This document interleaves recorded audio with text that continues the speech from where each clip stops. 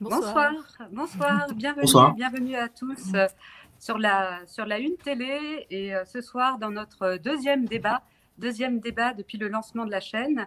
Alors nous recevons ce soir Veronica Antonelli, que nous avons déjà eu. Nous avons déjà eu le plaisir Bonsoir. d'avoir avec nous et de connaître. Et Hugues Rainer. Alors vous avez un point commun tous les deux, vous êtes des passionnés de musique.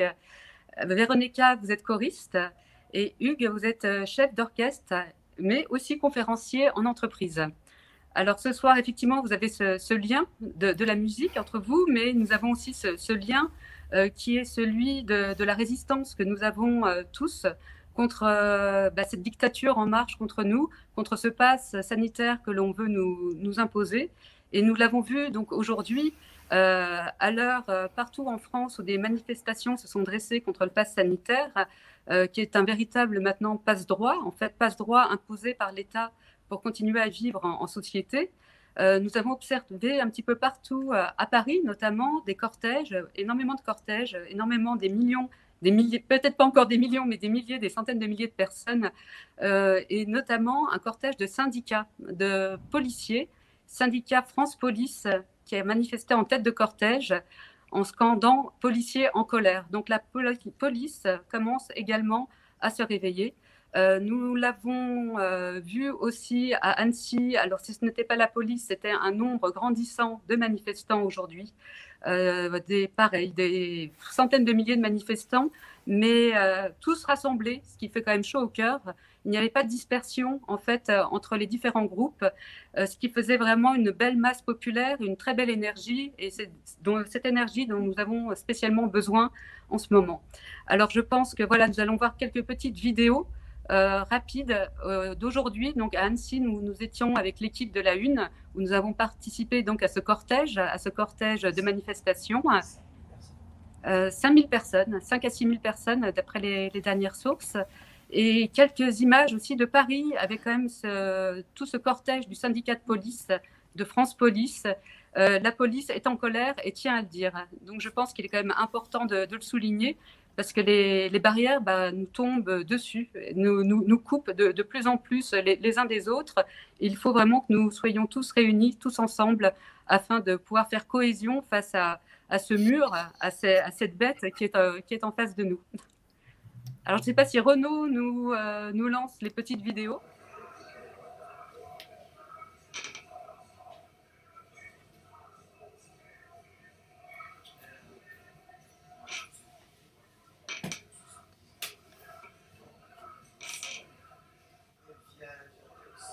Salut à tous. Donc, vous avez constaté qu'il y a la présence du syndicat France Police, policiers en colère, à la manifestation pour la liberté à Paris.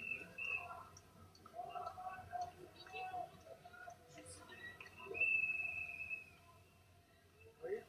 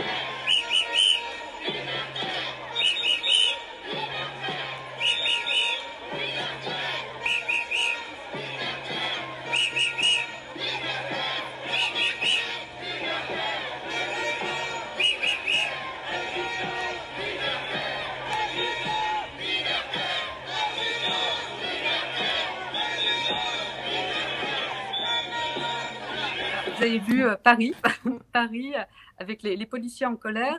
Et nous allons voir maintenant une courte vidéo sur Annecy, sur les manifestations à Annecy. Si la régie veut bien nous les envoyer. Très beau cortège à Annecy, face au lac, avec de la musique, beaucoup de musique, beaucoup de joie. C'est ce qui nous manque actuellement, c'est de retrouver voilà, cette musique, ce retour en fait à nos sensations primaires et essentielles, et surtout ressentir cette joie, une joie commune, une joie d'être ensemble et de se prendre dans les bras, de retrouver un contact sensoriel, auditif. Si nous avons la vidéo, peut-être, peut-être pas. C'est vrai que moi j'étais à Paris, effectivement, on était nombreux aussi. Hein. Et ça fait du bien. Il y avait du monde. Ouais, beaucoup de monde. Puis les gens discutent, comme ça ils ne se connaissent pas, et ça crée des liens, ça fait du bien. Voilà. C'est ça, on a besoin de recréer le lien, de ne pas rester isolé et de pouvoir discuter, sentir qu'on est ensemble, sentir qu'on est... Les vibrations humaines sont toujours présentes. Bon, je crois qu'on aura peut-être un petit peu plus tard la vidéo, ça n'a pas l'air de passer tout de suite. Donc, face à ce qui se passe actuellement, à ce pass sanitaire qui nous bloque, on a quand même l'impression de plus en plus, depuis 2 mois, que les consciences se réveillent face à ce cauchemar en marche qui est face à nous. Et face à ce monde d'après que nous propose notre gouvernement. Ce monde d'après, est-ce que ce ne serait pas en fait le nouvel ordre mondial, un nouveau monde, une nouvelle langue pour parler du nouvel ordre mondial? Alors, je trouve qu'il y aurait presque plus une mystique finalement qu'une idéologie, avec plusieurs entités supranationales qui peuvent être l'Union européenne et qui sont l'Union européenne, l'ONU, l'OMS, le Forum de Davos. Ces espèces de grosses bêtes qui surgissent un petit peu de nulle part, soi-disant pour notre bien, et qui finalement nous écrasent complètement, et qui finalement prennent le pas sur l'autorité politique des États pour la constitution de ce grand village global que l'on nous propose. Même notre pape pour les catholiques nous propose de vivre dans ce village global. Donc on se rend compte que c'est à une dimension aussi bien spirituelle, politique, philosophique, que tout est pris par cette nouvelle idéologie et cette transformation donc, de l'humanité en grande tribu mondiale, mais sous l'autorité d'entités non élues. Parce que finalement, on ne connaît pas vraiment nos dirigeants, on n'a que des espèces de petites marionnettes qui s'agitent devant nous et qui nous promettent cette grande remise à zéro qui va nous être imposée. Alors nous, qu'est-ce qu'on peut faire concrètement contre cette concrétisation que nous n'avons pas choisi, que nous, peuple français ou différents peuples à l'international, nous n'avons pas choisi ce projet. Alors, qu'en pensez-vous? Je vais commencer avec Hugues Reiner, parce que je crois que vous connaissez bien le sujet. Oui, mais c'est pas très galant. C'est pas très galant. Commencez par Véronica, qui n'est pas une choriste et qui est une soliste aussi. Je vous en prie. Franchement, je préférerais. Vous savez, la résistance est d'abord entre soi et soi, et il faut jamais oublier les valeurs essentielles. Et la principale, c'est First Lady. Je vous en prie. Non, Hugues, allez-y. Bon, alors, attendez, vous poussez mon narcissisme à un point que je vais être bon. Écoutez, franchement, d'abord merci pour cette invitation. Je suis très honoré d'être invité sur BFM TV. Et non, c'est pas ça. TV, oui. Non, c'est pas ça. Oui. Ah bon, on n'est pas sur BFM TV. Oui. Des vrais complotistes. Voilà. Oui, exactement. Qui ont fomenté le complot, tout à fait. Voilà, exactement. Non, pour vous dire qu'effectivement, dans toutes les situations, il est très important, et la première chose, c'est de gérer le dictateur qu'on a en soi d'abord, c'est-à-dire ça peut être des émotions, de la colère. Souvent dans la colère, on dit des choses qu'on regrette. Donc ça veut bien dire qu'il y a plusieurs situations en soi-même. Donc il faut s'apprendre. Et aussi je voulais dire en préambule que je suis un Français parmi les plus de 67 millions comme les autres, et que je me donne aucun droit particulier d'imposer une lecture, que ce soit moralisante, politique, encore moins médicale. Évidemment, j'ai des opinions, mais je sais aussi qu'il est très important dans une démocratie de garder des valeurs profondes qui sont la pudeur, qui sont la discrétion. Mais par contre, ce n'est pas antinomique d'une grande efficacité, je dirais politique. La principale efficacité politique, c'est d'abord savoir se gérer personnellement. Et je veux dire, vous me dites comment sortir de cette histoire. Eh bien, essayez de comprendre pourquoi on en est rentré, pourquoi on est rentré. On est rentré tout simplement parce qu'on est gentil, parce qu'on est poli, et que d'autres personnes ont un petit peu abusé de notre confiance, et on se rend bien compte que ça fait très mal, un abus de confiance, et que ça existe dans toutes les situations. Ça existe que ce soit dans des rapports brutaux politiques, mais ça existe dans des familles.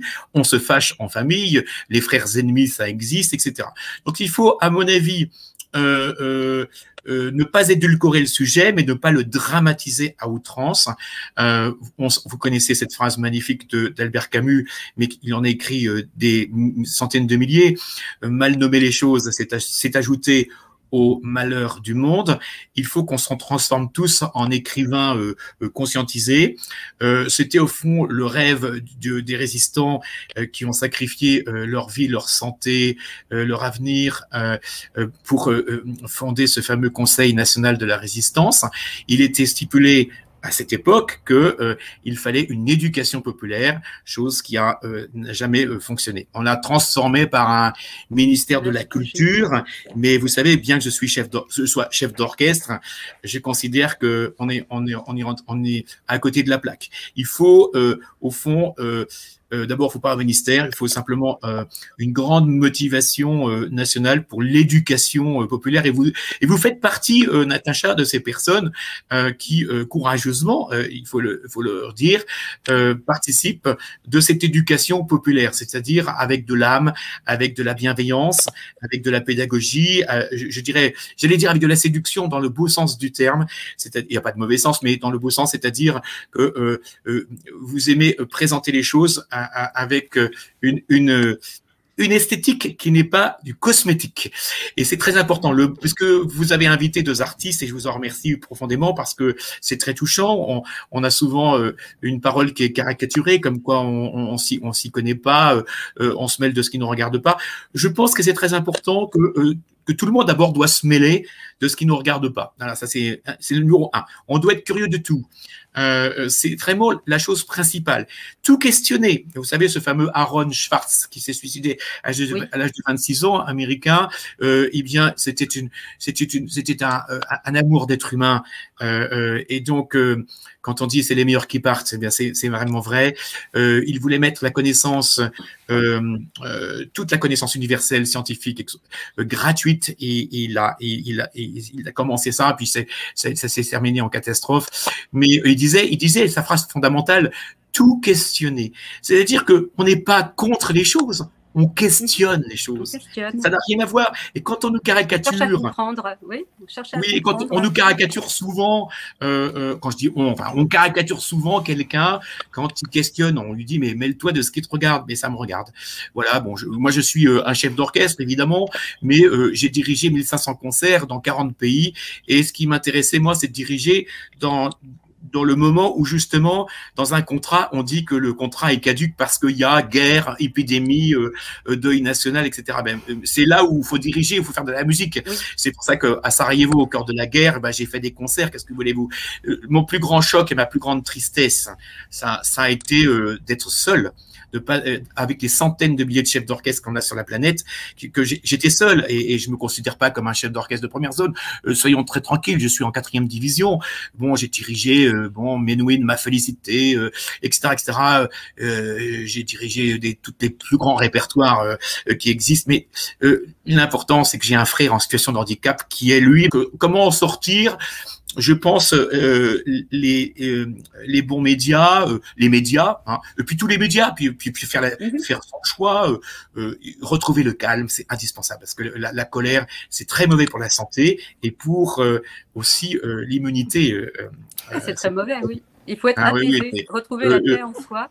Mais il n'y a rien de pire que quelqu'un, rien de mieux, je veux dire, au contraire, qui garde son sens de l'humour, mais qui ne se laisse pas distraire. Vous connaissez bien sûr autant que moi Noam Chomsky, qui a bien défini, comment dire, les principes de manipulation des peuples.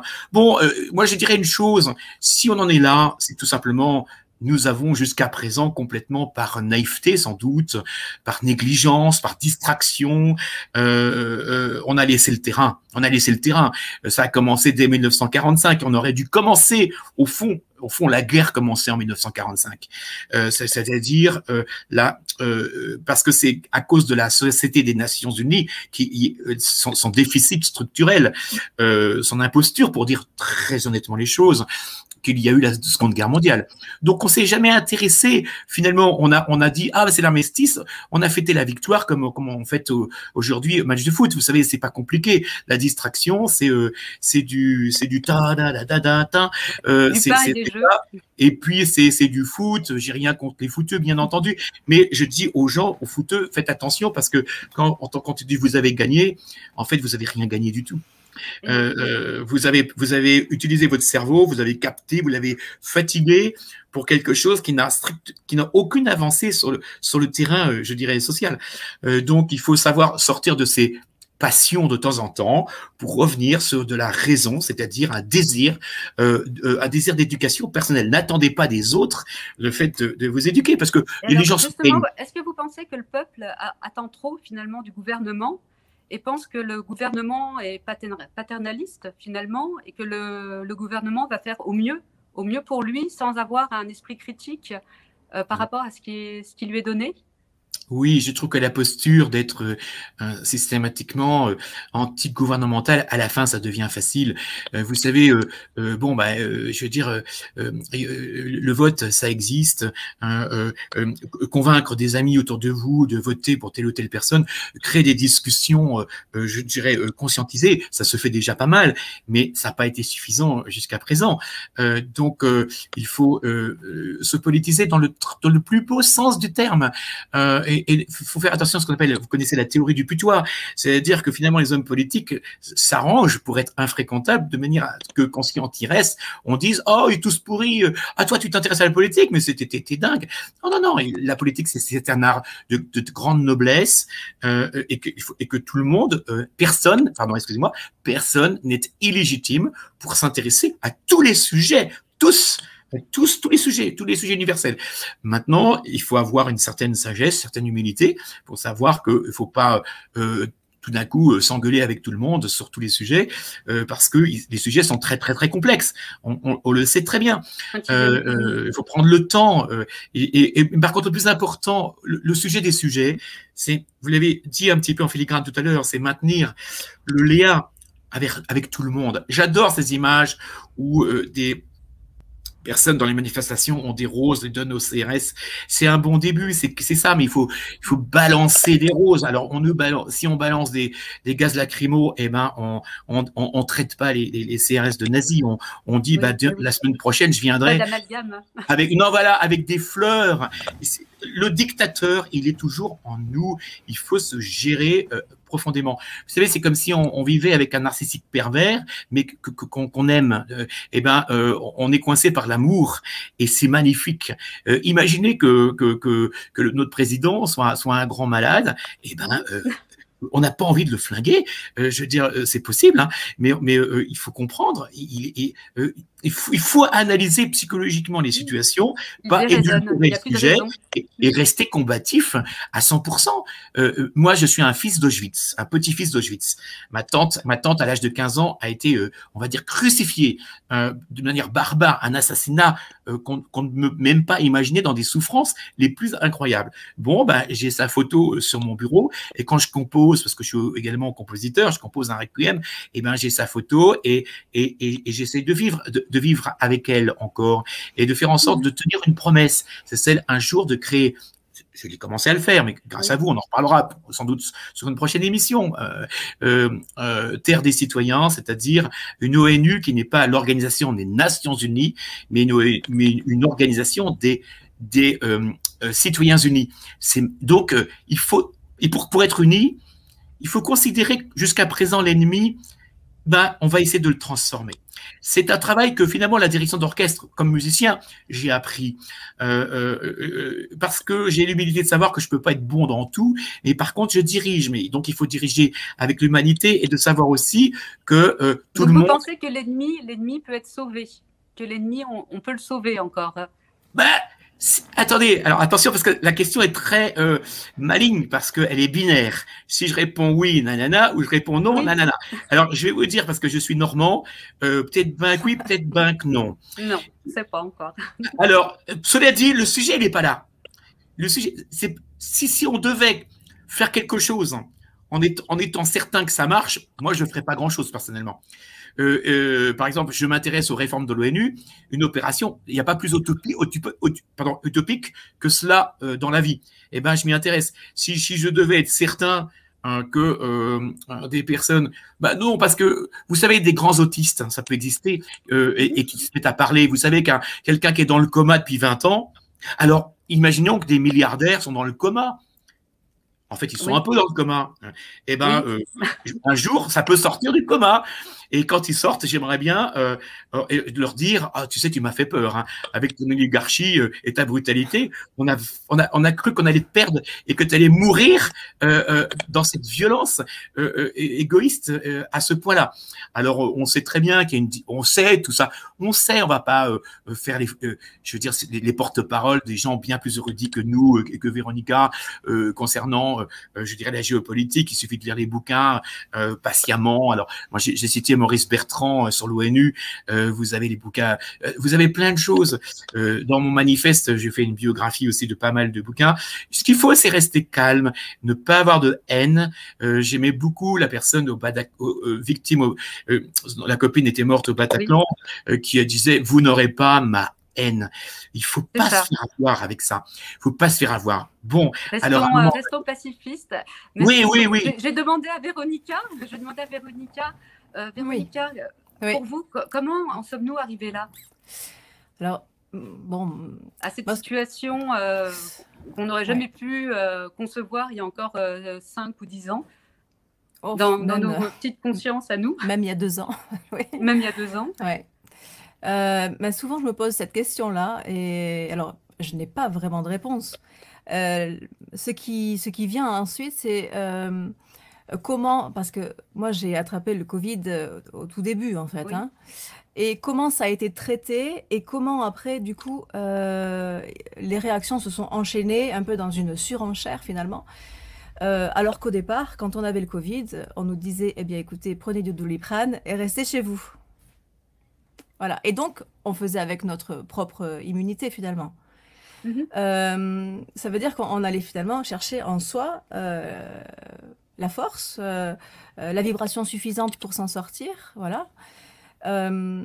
Et dans ce cheminement-là, parce que effectivement, nos médecins ne pouvaient pas nous aider, et puis même quand j'avais appelé mon médecin, que j'avais dit j'ai perdu l'odorat et le goût, il se moquait de moi.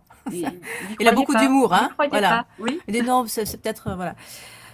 Et puis finalement, j'ai trouvé le chemin, moi, de la médecine traditionnelle chinoise pour me réparer, puisque après j'ai eu du long Covid. Et c'est la médecine traditionnelle chinoise avec l'acupuncture et puis des tisanes qui m'ont aidé à retrouver le goût, l'odorat, la forme, ma respiration, parce que j'avais 2 poumons atteints. Ah oui. Et et dans mon travail, évidemment, puisque effectivement, je suis artiste soliste lyrique et pas choriste. J'aime beaucoup les choristes, mais c'est un autre métier. D'accord. On aime beaucoup les choristes, attention. Mais donc, l'idée, c'était qu'en fait, moi, ça m'a appris que la force, on doit la chercher en soi. Or, qu'est-ce que nous apporte leur injection actuellement? C'est que la force, elle est à l'extérieur de soi. Et du coup, ça, comment dire, tout mon travail après, il a finalement tourné autour de trouver des réponses en soi pour répondre à la situation actuelle et s'adapter. Voilà. Alors évidemment, je n'imaginais même pas qu'on pourrait avoir l'obligation d'un pass politique, parce que il est politique à mon sens, puisque pour prendre un TER, on n'a pas besoin de pass, mais pour prendre un TGV, on a besoin d'un pass. Voilà. Bon, il y a une discrimination qui s'impose tout de suite. Il me semble que du coup, ça n'est pas sanitaire. Oui. Bon. Et donc, à partir de voilà, donc du coup, après, je me suis dit, bon, par rapport à ce pass-là, comment est-ce que, personnellement, je me positionne? Parce qu'en fait, on nous apprend plus à réfléchir.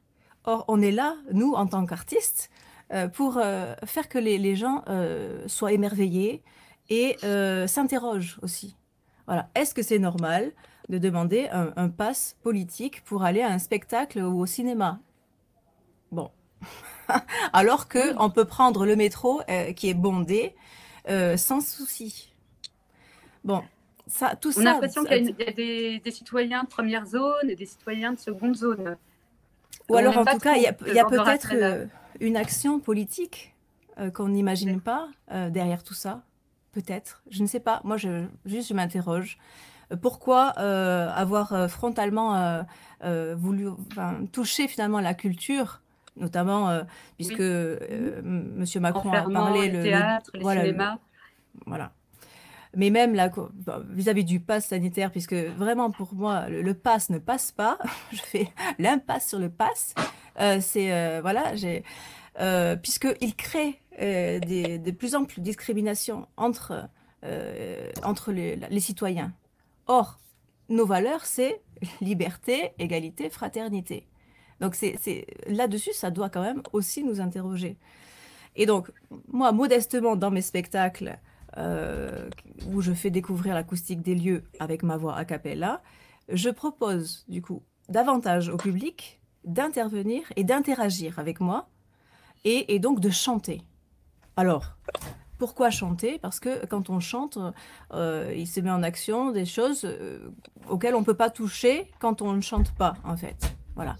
Donc, de leur redonner ce pouvoir-là, de créer quelque chose. Parce que et alors, est-ce qu'ils adhèrent? On est passif, ils sont contents de pouvoir chanter? Est-ce que vous sentez qu'il y a une libération grâce au chant? Mais alors, non seulement il y a une libération, mais ils deviennent actifs. Alors que pendant tout ce temps-là, on est complètement passif.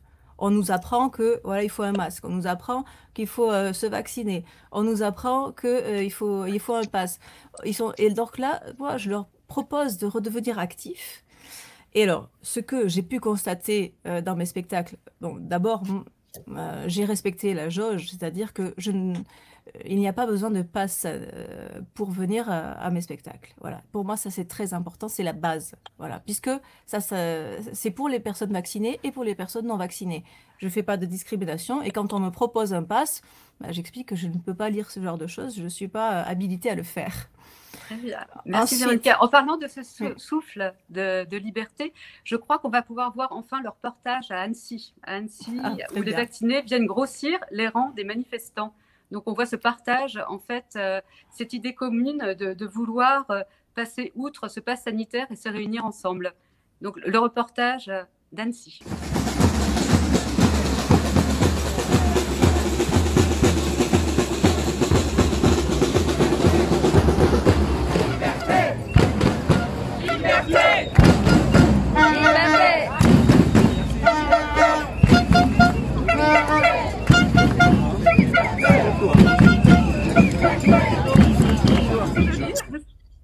Je voudrais bien en avoir un. Ah, bah alors, il faudra qu'on voit très vite, et comme ça, je vous en donnerai un. Merci. Et vous, Hugues, vous pensez que la beauté, la musique, la beauté peut nous sauver, peut être thérapeutique, peut réveiller les consciences?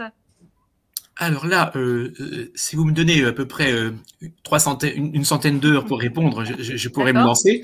Mais je vous répondrai oui, tout simplement, mais un grand oui. Non seulement la beauté peut sauver, même quand on n'est pas malade, mais vous savez, j'ai créé les chœurs résilience sous l'inspiration d'abord de mon frère, et puis on a des chorales, des centaines de choristes. Enfin, c'était incroyable.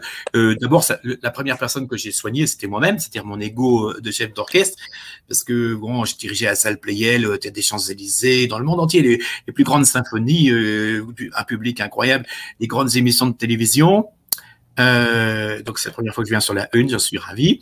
Mais donc on a quelques pathologies qu'on appelle l'orgueil. Hein. C'est pas très bon, hein, pas excellent, parce que on n'avance pas seulement avec ça. Hein. Et donc oui, ça peut répondre. Oui, la beauté. Je dirais, il faut mettre des sous-titres parce que vous savez, ça n'a pas empêché le Troisième Reich d'exister. Les symphonies de Bruckner, Beethoven qu'on mettait en valeur. Vous voyez, Furtwängler dirigeant devant les dignitaires nazis, la 9e de Beethoven, l'orchestre national de Berlin. Donc, il faut faire attention au slogan. Moi, je dirais oui, si on met des sous-titres, hein, si on est véritablement engagé, si on précise, parce que la musique en soi, c'est rien. C'est simplement qu'un outil très puissant. Au service de quoi? Voilà. Vous savez très bien Albert Einstein qui disait finalement il parlait des marches militaires. Il est pas très gentil, je peux pas tellement dire ça parce que moi j'ai fondé le Corps de l'armée française en 1982, mais donc je n'ai rien contre les militaires, certainement pas, puisque je voudrais que l'ONU soit la première armée du monde. Mais ce que je voulais vous dire, c'est que la beauté en elle-même déjà crée l'émotion, mais l'émotion est une étape vers la conscience et la conscience vers le dépassement de soi, parce que finalement la résistance, c'est toujours un phénomène artistique, c'est un dépassement de soi. Par contre, il faut faire attention, puisqu'on parle de discernement politique, du discernement, oui. Tiens, qu'est-ce qu'il y a dans le vaccin, qu'est-ce qu'il y a dans la malbouffe, qu'est-ce qu'il y a dans l'air, dans l'eau, et pourquoi on ferait pas le discernement dans nos oreilles et c'est vraiment ça, parce que c'est vrai que quand on dit en musicien classique, quand on est traité de gros ringard, alors gros peut-être, mais ringard non, enfin je parle de moi bien entendu, mais franchement, je pense que là on est à côté de la plaque. Je dirais que le glissement, parce qu'il s'agit d'un glissement vers les tyrannies, au moins, eh bien, ça vient d'abord de soi, parce qu'on a laissé faire. On ne peut pas, je veux dire, se priver du patrimoine mondial incroyable qui est la musique dite maladroitement classique. C'est simplement le patrimoine absolument incroyable. Vous avez entendu des rythmes tout à l'heure, mais je peux vous dire que faire chanter les gens, ça m'est arrivé de faire chanter, un jour peut-être on le fera, faire chanter les gens, mais des airs d'opéra de Mozart, c'est quelque chose d'incroyable. C'est incroyable. Au fond, ce sont des génies. Il paraît que Mozart est un très bon thérapeute. Et mais bien sûr, mais des gens en écoutant Mozart, il y a des malades. Mais les génies sont des thérapeutes. Hein. Les génies sont des thérapeutes. Par exemple, je dirais Mozart était autiste. Comment? Mozart était autiste. Oui, Asperger. Il était Asperger. Oui. Mais c'est très important de se refaire une culture générale. La résistance commence par l'éducation. C'est la première chose. Mais l'éducation qu'on se donne à soi-même. Faut jamais attendre des autres. Et puis, ça sert à rien d'engueuler les autres. Il faut d'abord s'engueuler soi-même. Vous avez 24 heures, sauf 24 heures de temps. Moi, c'est grâce... je veux dire... moi, je compose, je m'occupe des réformes de l'ONU. Les gens sont intéressés, c'est Terre des Citoyens, @orange, je sais plus, orange. Enfin bref, j'en sais plus rien. Ah oui, ça y est, j'ai noté. J'en sais, vous voyez comme je suis. Terre des Citoyens. @orange.fr. Je me disais bien qu'il y avait une histoire d'orange dans l'affaire. Orange.fr. Et il faut pas me prendre pour une poire non plus parce que c'est 25 ans de travail. Au fond, j'ai pas attendu les gens pour me dire, tu sais, tu devrais t'intéresser à l'ONU. Hein. Oui, papa, très bien, tu auras un bon point. Alors, si à Sciences Po, on s'intéresse pas à l'ONU, eh bien, tant pis, mais que les étudiants s'y intéressent 3 heures par jour parce que c'est la base de nos malheurs aujourd'hui au quotidien. Les manifestations sont importantes, certes, pourquoi pas, bien entendu, mais rien de tel que la manifestation qu'on se fait le soir entre soi et soi. Je manifeste. Merci beaucoup. Voilà, merci. Véronica, vous en pensez quoi, en fait, du rôle de la musique et du partage? Donc, vous le faites avec les gens qui viennent vous écouter. Et vous sentez des vrais résultats. Vous sentez qu'à la fin, les gens retrouvent, en fait, se recoordonnent, en fait, retrouvent une union Oui. qui les relie entre eux. Ce que je trouve étonnant, en fait, à mes spectacles, quand j'accueille les gens là, aux Abbesses, Oui. en fait, ils ont leur masque comme ça, ils me montrent leur passe, ils sont vraiment très bien éduqués. Moi, j'ai pas de masque, hein, voilà, je les accueille avec un grand sourire. Et puis, ce que je constate au fur et à mesure, évidemment, mais ça c'était constant déjà dans mes spectacles, et les gens discutaient entre eux déjà, tout de suite, alors qu'ils ne se connaissent pas, hein, d'accord? Donc déjà, c'était un beau lien, mais c'est depuis qu'il y a le masque, et ce que j'ai remarqué, c'est qu'effectivement, à la moitié du parcours, il n'y a plus de masque. Voilà. C'est-à-dire que les masques tombent. Les gens l'oublient, les gens Et l'oublient. donc, c'est vrai que voilà, quand je chante, moi, je me mets dans une vibration d'amour et de bienveillance, et voilà, évidemment, et ce sont des airs qui élèvent quand même, voilà, et qui permet aussi à ces personnes-là d'oublier là où elles sont, et donc d'oublier leur vie et ce cauchemar qu'on vit, parce que c'est ça, Mais oui, hein, le but de l'art, en fait, c'est d'élever pour s'oublier même soi, et voilà, communier, effectivement, voilà, en sur... fait, voilà, c'est un retour, un retour à l'âme et pas seulement qu'au corps. oui, et Parce une qu'on a vraie l'impression qu'on n'est humanité. plus qu'un corps maintenant. Il faut soigner le Oh, corps, oui, la santé du corps, mais finalement, la santé de l'âme, la créativité, on n'en parle plus. oui, ah bah La oui. créativité vient de l'âme, elle vient pas du Alors, corps. c'est vrai que moi, je rejoins Hugues sur le fait que qu'est-ce qu'on écoute, c'est important, voilà. Oui, C'est la nourriture, c'est ça aussi. Mais qu'est-ce qu'on mange, c'est important aussi. Qu'est-ce qu'on oui, fait oui, rentrer oui, dans notre corps, voilà. oui, Tout ça, c'est super important. Et absolument. peut-être que finalement, cette épreuve du Covid aura permis, en tout cas moi, m'a permis de reméditer, de manger de façon plus Oui, harmonieuse, et puis de transmettre ça aussi davantage à mes proches, à mes enfants, et avec cette notion de sacré, qu'on est sacré en fait. On oublie ce oui, sacré. C'est ça, absolument. Ouais, un temple c'est ça. sacré, et Et donc, il y qu'on a ne peut pas ce côté, bafouer. oui, voilà, et cette humanité, elle revient dans quelque chose moi, que je propose, qui est de plus naturel. Il n'y a pas la voix, il n'y a pas plus naturel comme C'est vrai, instrument de musique. Donc, c'est vrai. la voix est dans des lieux enfin, que tout le monde peut visiter. Donc, en Oui, fait, l'idée, c'est vraiment quelque chose de populaire, de simple et d'humain. Euh, et de retoucher à cet humain, eh bien, ça permet de retrouver en soi, voilà, et cette part d'humanité qu'on peut oublier parce qu'on est très stressé par des injonctions paradoxales qui mettent dans la stupéfaction même, hein, voilà, et donc là, ils retouchent à quelque chose qu'ils ont un peu oublié ces temps-ci parce que c'était vraiment too much ce qu'on a vécu, et voilà, et je mets au passé parce que j'imagine que ça va aller de mieux en mieux, On espère. voilà. Et, ce que je voulais ajouter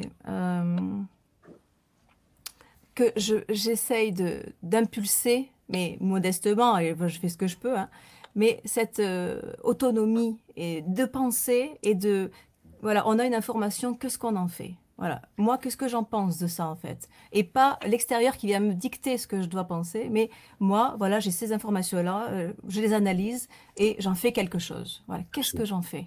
Voilà, parce qu'on n'est pas que Des des, machines oui, ou que des estomacs voilà, qu'on gave, parce sur que pattes. l'idée, c'est ça. J'avais pris cette image-là, que souvent les mainstream font ça, c'est-à-dire du gavage un peu comme dans le sud-ouest, hein, où on ouvre le bec du canard et on lui donne à manger, et jusqu'à ce que son foie tombe malade et que les humains puissent le manger à leur tour. Bon, l'image, elle est quand même assez forte parce que quand on allume la télé, les informations sont toutes les mêmes. Et moi, c'est ça que, par exemple, j'apprécie particulièrement avec la Une, c'est-à-dire qu'il y a diversité de paroles, diversité de points de vue, d'intervenants, et c'est ça la vraie richesse, et c'est ça la France. On est tous Oui, différents, mais tous chaque un. individu a beaucoup à apporter. Mm. Et effectivement, retrouver sa personne, sans, en étant un individu, on est tous uniques, on a tous notre personnalité, mais pour autant, on ne doit pas devenir individualiste et se bloquer juste sur soi. Donc là, le fait de retrouver en fait qui nous sommes, est-ce que c'est peut-être ça qui peut nous sauver? Oui, bien sûr. Ah bah, oui. Oui. Qu'est-ce que vous en pensez, Hugues? J'ai l'impression de me retrouver dans ce que je disais tout à l'heure. Finalement, on aura du mal à s'engueuler hein, ce soir. Ça va être difficile. Oui, c'est vraiment. Mais non, c'est très émouvant de vous entendre. Parce que, évidemment, se retrouver soi, très curieusement, pendant ce premier confinement au mois de mars, ça tombait justement le 15 mars, c'est le jour de mon anniversaire. Et j'ai communiqué tous les jours avec mes choristes, parce que je dirige un chœur. Et je m'enorgueillis de savoir que ce sont des choristes amateurs et qui viennent de tous les horizons. C'est un chœur à Paris qui porte mon nom d'ailleurs. Comme ça, je me trompe pas. Et en fait, c'est un chœur d'une à peu près 150 personnes qui recrutent tout le temps hein, des amateurs. Quand on veut chanter, on chante ensemble, car chanter seul c'est une chose et ensemble c'est une merveille collective. Et je leur écrivais tous les jours. Et je me suis retrouvé. Mais pourquoi je les écris? C'est vraiment pas pour eux seulement. Je leur ai dit, je le fais pour moi parce que je deviens fou. Un musicien, un chef d'orchestre qui tout d'un coup reste dans sa maison, c'est vraiment très difficile. Et j'avais eu vraiment dans ma tête des choses un peu bizarres, un peu spéciales. Enfin, j'ai commencé à faire des retours bizarres d'expérience. C'était pas bon. Et donc, je me suis dit bon puisque il me semble que je commence à être malheureux, eh bien, je vais m'intéresser aux autres. Et je leur ai écrit tous les jours. Et figurez-vous, la générosité, finalement, comme ça, c'est quelque chose qui marche bien parce que j'ai retrouvé, comment dire, l'âme d'enfant que j'étais, le fils d'écrivain, parce que mon père était écrivain, disciple de Joseph Kessel, témoin de mariage de mes parents. Je suis né dans les livres, dans les bouquins, beaucoup plus que la musique d'ailleurs, c'est curieux. Et je me suis mis à écrire. À mes choristes, mais en se moquant un peu de moi, en racontant un petit peu ma vie. Du coup, j'ai fait un bouquin, un livre, mais et en même temps, j'ai écrit, théorisé le manifeste pour les réformes de l'ONU. J'ai composé un requiem. Des choses que je n'aurais jamais faites avant parce que je me suis retrouvé, comme vous dites si bien, comme dit si bien Véronica, et Natacha, c'est vraiment quelque chose où quand on est triste, malheureux, inquiet, etc., on voit que ça résonne et puis vous avez l'enfant en vous qui commence à dire on va réagir, hein, même pas peur, on va réagir. Et comment réagir? Et alors au début, on sait pas trop comment. Hein. Alors on peut le faire de manière maladroite, on peut tâtonner, on peut dire des grossièretés, des insanités, on peut être outrancier, on peut être complotiste, on peut tout être. Et c'est normal. Il faut être bienveillant avec tout ça. On tâtonne, on réapprend les choses. D'abord, on se rapprend à comprendre que ce qu'il y a dans son assiette, c'est primordial, l'a dit si bien Véronica, ce qu'on mange, ça va, si on mange pas un beefsteak, on va pas mourir dans 15 jours, même si le lobby de la viande du monde nous l'impose, etc., etc. Il n'y a pas que le vaccin, il y a tous les sujets.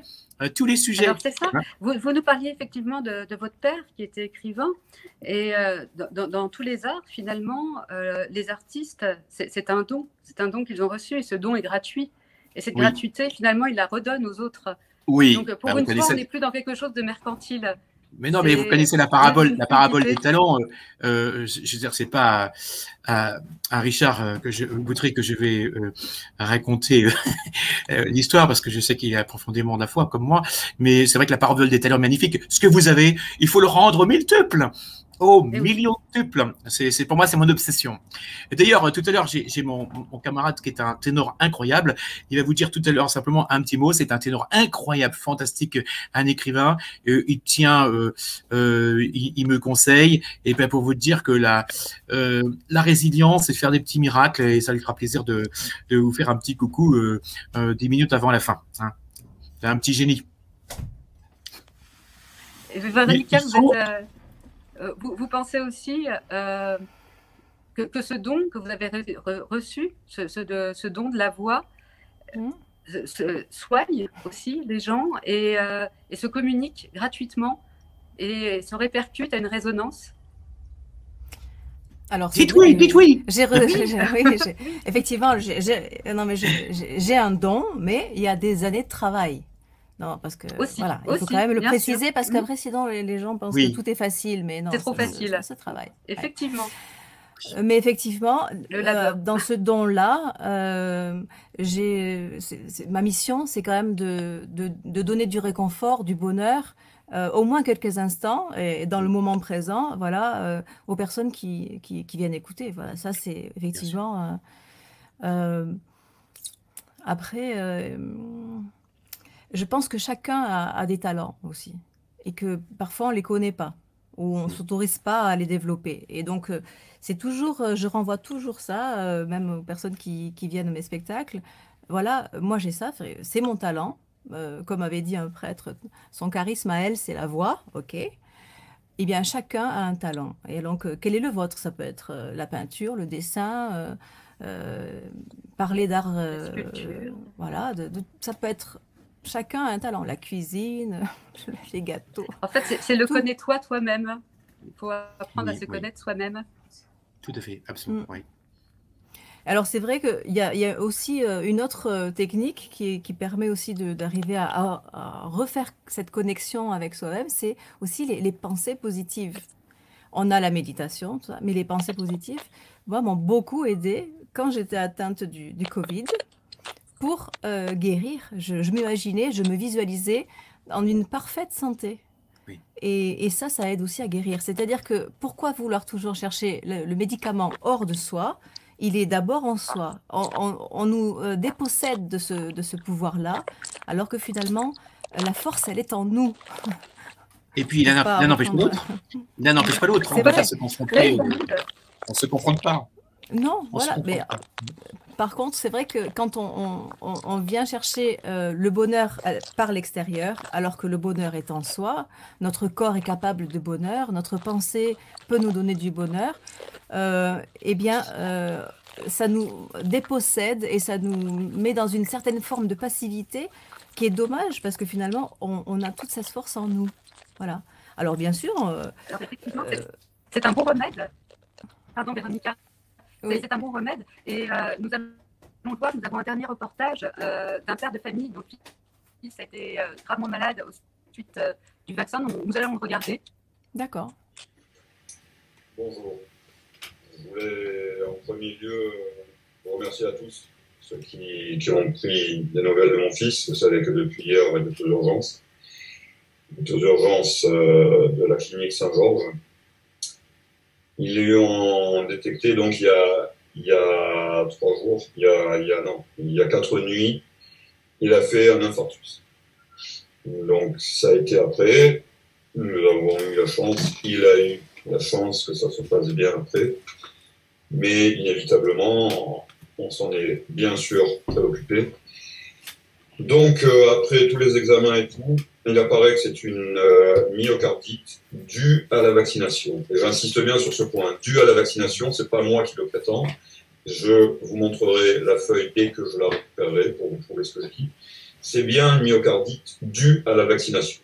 Mon fils a fait la seconde dose il y a 2 semaines et les médecins lui ont dit qu'il rentrait dans les chiffres des jeunes gens, puisqu'il a 20 ans, des jeunes gens qui ont donc une myocardite dans les 2 semaines qui suivent la seconde injection. Et c'est exactement ce qui lui est arrivé. Donc il est dans les services de la clinique, il se repose, on lui a filé ce qu'il faut pour qu'il ait donc le cœur qui se repose. Alors, les nouvelles sont à la fois rassurantes, puisqu'on nous dit que les myocardites, c'est un truc qui se soigne très bien, donc nous, c'est là-dessus que nous nous appuyons. Maintenant, moi, j'ai des doutes sur deux points, c'est-à-dire qu'il y a les chiffres de la troponine, c'est-à-dire des cellules mortes du cœur qui sont en augmentation, mais on nous a dit que c'était normal. vu que c'est une inflammation et que donc il y a l'inflammation pour les 2 ou 3 jours qui viennent, qui va encore réaugmenter, qui va faire après un pic et qui va redescendre. C'est ce qu'on nous a dit, donc c'est très rassurant pour lui. Et heureusement, parce que je vous avoue que la nuit que nous venons de vivre était une nuit. Le seul truc que je mettrais, moi, enfin le seul petit bémol que je mettrais, c'est que ce qu'on lui a injecté, ce que je dis depuis le début, mais bon, on me traite à chaque fois de fou, de dangereux, de complotiste, etc. C'est un produit qui est inconnu. Donc, on ne sait absolument pas ce qui risque d'arriver après. Je me repose sur ce qu'on me dit. Déjà, ils ont été francs. Ils ont bien été dit que c'était le vaccin qui était à l'origine de ça. Ils n'ont absolument pas cherché à me dire oui, il y a des chances que, mais on n'est pas sûr. Là, dès qu'ils l'ont vu, dès qu'ils ont fait toutes les premières analyses, ils lui ont dit c'est le vaccin qui t'a provoqué. Donc voilà, là, il se repose. Le seul truc, c'est que je vais déposer plainte. Alors, je ne sais pas auprès de qui. Je ne sais pas le recours que je vais avoir. Je me doute que je fais ça pour rien. Mais c'est une impossibilité pour moi de rester sans rien faire du tout. Donc, je vais essayer. Je ne sais pas encore sous quelle forme.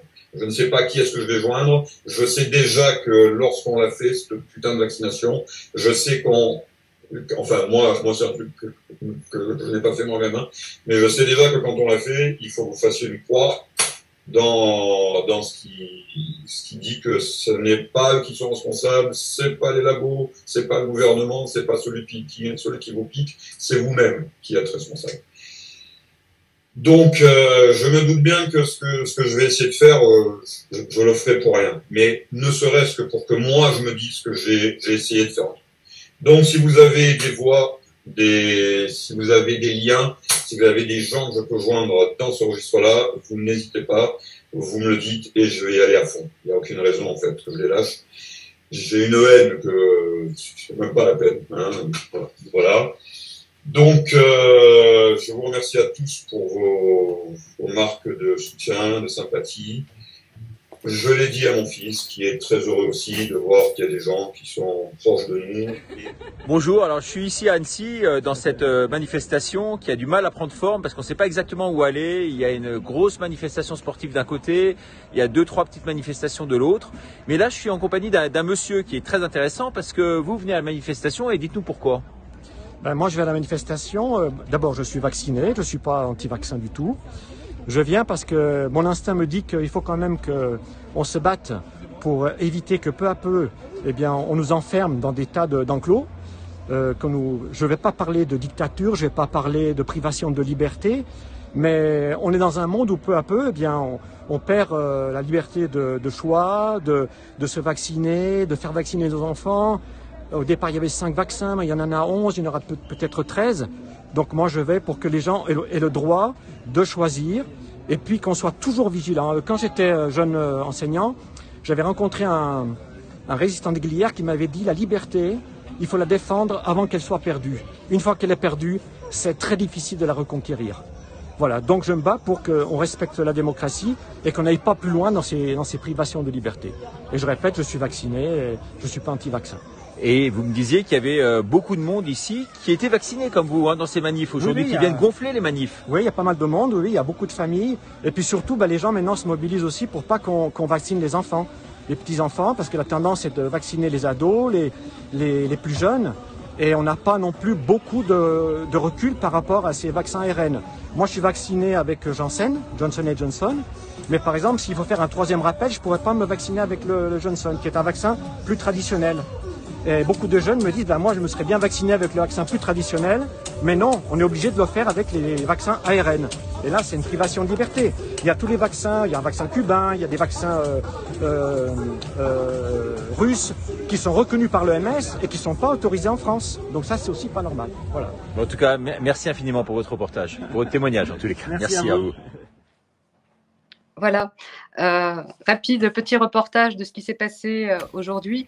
Donc, ce qui est beau finalement dans ce témoignage, c'est que nous voyons, on a beau être divisés comme le souhaiterait notre gouvernement par ce pass sanitaire, entre vaccinés, non vaccinés. Ben, les non vaccinés sont de plus en plus main dans la main avec les vaccinés, parce qu'on se rend compte que c'est au-delà de la question sanitaire, purement sanitaire, mais c'est nous, êtres humains, qu'on cherche à diviser. Les gouvernements cherchent à nous diviser. Donc, pour vous, en fait, quel serait le meilleur moyen pour qu'on puisse prendre conscience collectivement qu'il y a une division qui est semée dans nos esprits? Quels seraient en fait ces petits trucs en plus, ces petites choses supérieures, qui sera peut-être notre mot de la fin ce soir, pour éveiller les consciences autour de nous. Véronica? Question piège. Oui, long sujet. Je ne sais pas. Voilà. Je n'ai pas la réponse. Alors, déjà qu'on nous permette de retrouver notre libre arbitre, enfin voilà, et de faire nos propres choix pour notre propre corps quand même, voilà.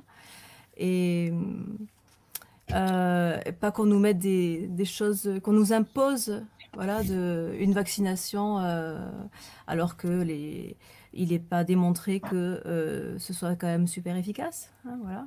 Voilà. Et voilà, c'est retrouver une véritable liberté de conscience. Et pour vous, Hugues, moi je trouve qu'il faut supplément d'âme dont devrait... Excusez-moi, je vous ai coupé dans votre élan de question. Je pense que c'est la même question. Oui, c'est la même question. Ah bah très bien. Effectivement, retrouver l'audace de l'amour de soi, l'audace de l'amour de soi qui rebondit, boum, sur l'amour des autres. Donc, tout n'est qu'amour, en fait. Oh ben oui, et sincèrement, ça paraît un peu bêta de dire ça, Non. etc. Non, pas pour vous, Natacha ni Véronica, mais imaginez que je dis ça comme ça. Retrouver le respect des autres quand ils ont l'ultra-sensibilité de parler comme ça, de respect. Mais c'est vrai que l'amour de soi et l'audace, parce qu'il faut être très audacieux, c'est-à-dire, ben non, je vais pas manger ça, parce que ces habitudes-là, sortir des habitudes et tout questionner. Et puis, le dynamisme, l'audace, c'est par exemple s'écrire, communiquer. On a mis un masque. Moi, mes choristes, je leur dis, vous n'avez pas un masque sur les yeux, ni sur les oreilles, ni sur le cœur. Vous n'avez pas de masque dans le cœur. Donc, ok, vous avez ça. On va pas se transformer en pseudo-scientifique en disant c'est bien, c'est pas bien. On va s'engueuler. Mais je dis, il n'y a pas de masque dans le cœur. Là, c'est clair. Donc, on fait marcher le cœur puissance 10 000.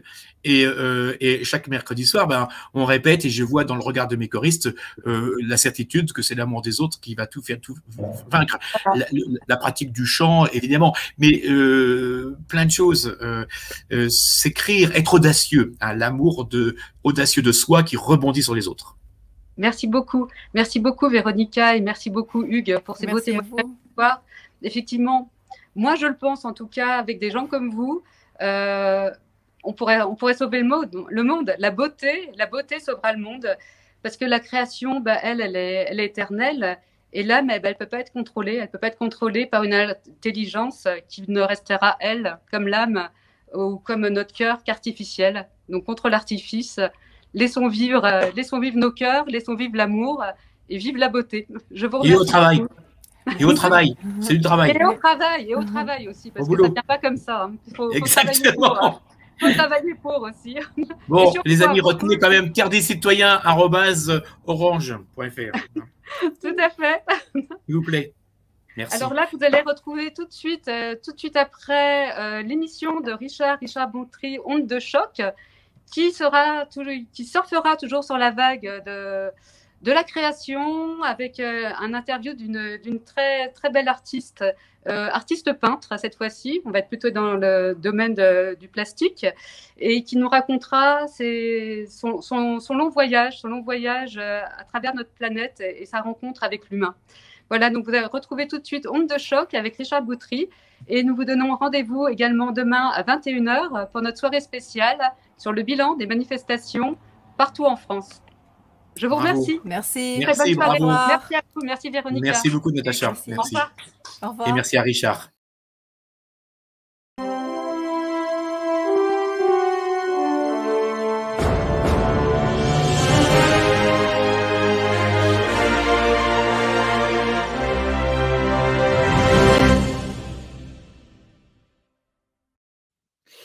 Madame, mademoiselles, messieurs, bonsoir. Quelle joie d'accueillir cette femme que vous voyez là, Olivier Cellier. Bonsoir.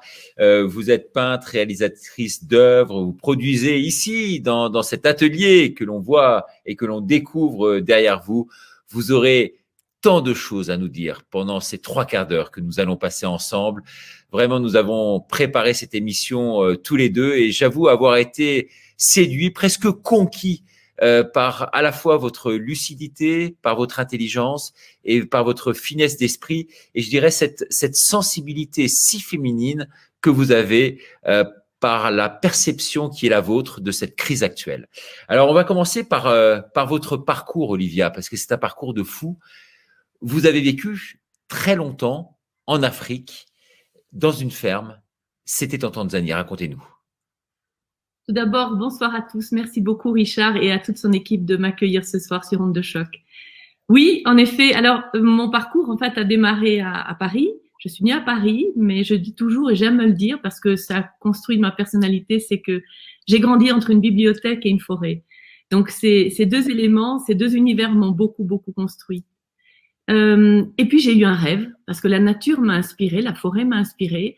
Donc, je suis devenue peintre animalier et ce rêve, c'était de partir en Afrique. Et c'est comme ça qu'un jour, en rencontrant l'homme qui allait devenir mon mari, il a développé un projet qui nous a emmenés en Tanzanie, là où il devait développer des plantations d'un arbre magique qu'on appelle le Moringa oleifera et à partir duquel il s'agissait de créer un floculant naturel pour purifier l'eau de façon naturelle. Alors, voilà. Purifier l'eau, ça veut dire quoi exactement? Alors, c'est-à-dire que vous avez, nos eaux se passent par des stations d'épuration, sauf quand elles proviennent de sources naturelles. Et ces stations c'est ça. Hein, il y a 3 bacs. Il y a 3 bacs. Le premier, c'est la décantation. L'eau sale passe dans un bac à sable. Ensuite, vous avez un floculant, un petit peu comme vous battez un blanc d'œuf. Vous le mettez dans cette eau qui est pleine de turpitude.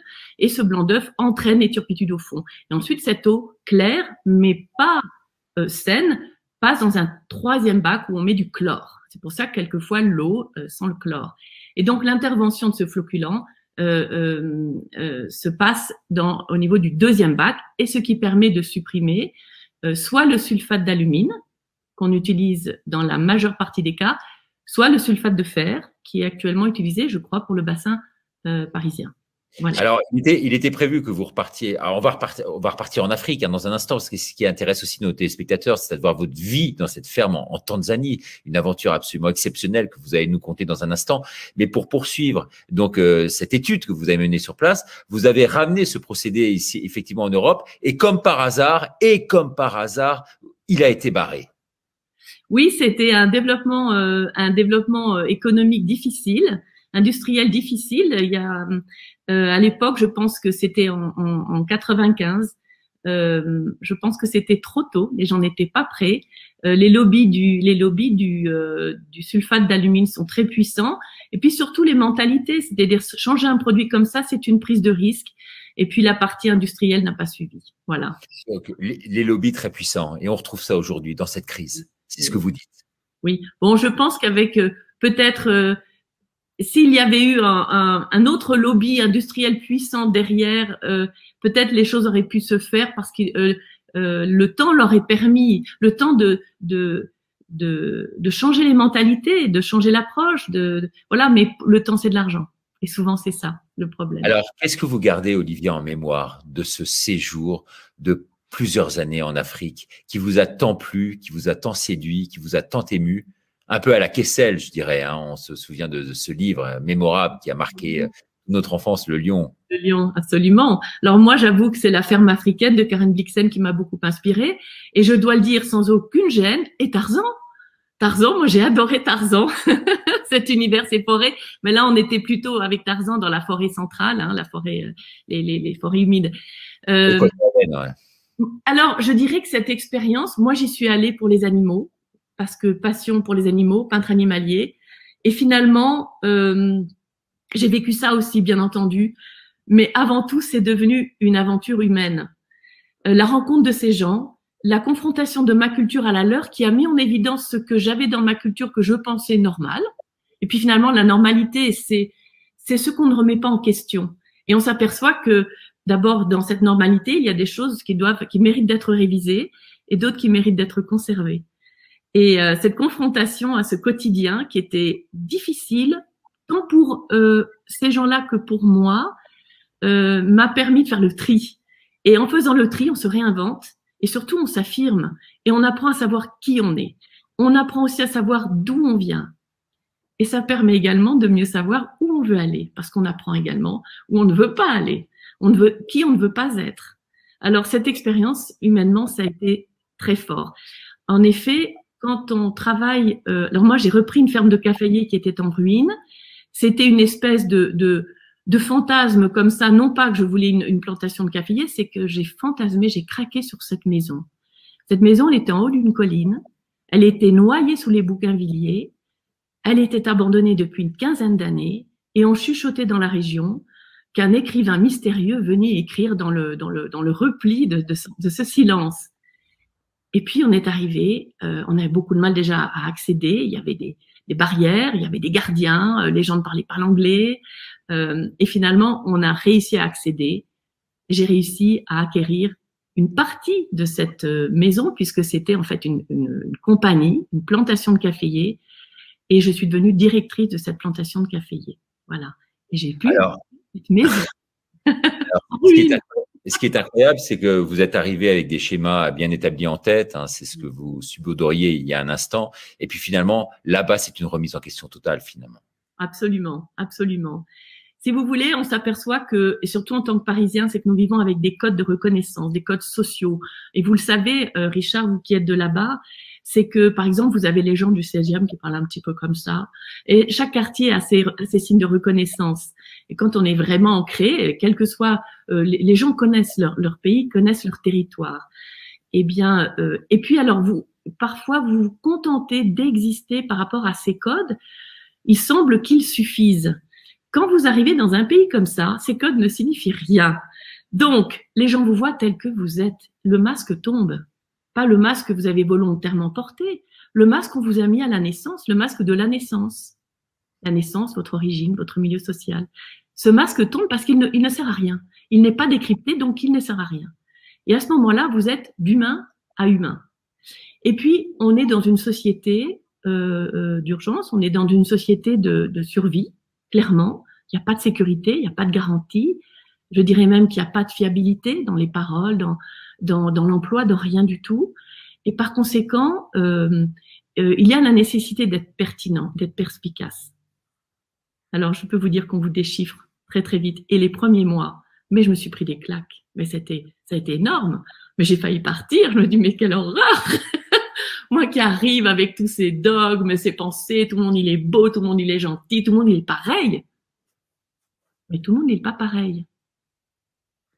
Alors, quand vous dites, vous êtes de là-bas, vous entendiez d'Afrique, plus que du 16e arrondissement, effectivement, parce que j'ai cette expérience africaine dont je vous partageais tout à l'heure, et j'ai vécu une grande partie, effectivement, de mon enfance en Afrique. Et ce qui m'a vraiment marqué, hein, toutes ces couleurs, toutes ces odeurs, et puis ces personnages qui sont si forts, ce culte de l'ancêtre, ces vieux qui sont vénérés, alors qu'ici, en France, on les fout dans des maisons de retraite, à les abandonner, à les picouser, là, maintenant, pour les faire mourir à coups de Rivotril. Vous voyez-vous les choses comment par rapport à ça et à ce modèle, cette philosophie, je dirais, africaine, qui est une forme de modèle, oui, on peut le dire. Alors, Richard, il y a ce que vous dites, c'est tout à fait juste, mais il manque un morceau. C'est-à-dire qu'on est dans comme je le disais, une société de survie. Il y a toutes ces traditions et j'ai eu des expériences merveilleuses. Et d'ailleurs, j'ai laissé beaucoup de gens que j'ai aimés là-bas, parce que c'est leur pays, puis que le mien est ici maintenant. Mais j'ai aussi été confrontée à de la détresse humaine.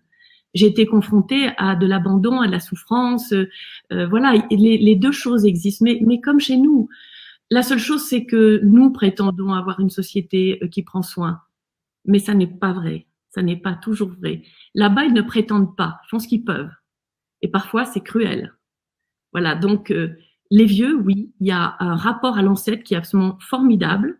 Quand l'ancêtre a un poids, mais quand quelquefois il y a une misère humaine, il peut être méprisé.